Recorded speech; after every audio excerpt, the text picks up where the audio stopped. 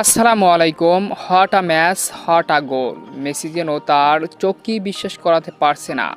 শেষ মুহূর্তে গোল করে দলকে জেতালো ক্যাম্পানা। মেসি আবেগ আপ্লুত। বিস্তারিত জানতে আমাদের সাথেই থাকুন। MLS-এর 15তম রাউন্ডের ম্যাচে সকালে ইন্টার মায়ামি ডিসি ইউনাইটেডের বিপক্ষে নিজেদের ঘরের মাঠে মুখোমুখি হয়।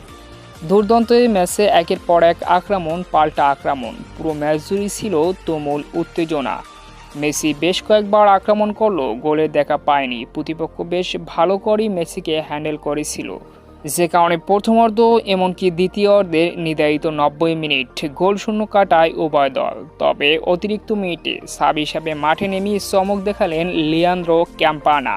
বুস্কেট মাঝমাঠ থেকে দুর্দান্ত এক লং বল দেন ক্যাম্পানার উদ্দেশ্যে। অসাধারণভাবে সেই বলটিকে রিসিভ করে দুর্দান্ত ফিনিশ করে 94তম মিনিটে এগিয়ে নিয়ে যান মায়ামিকে।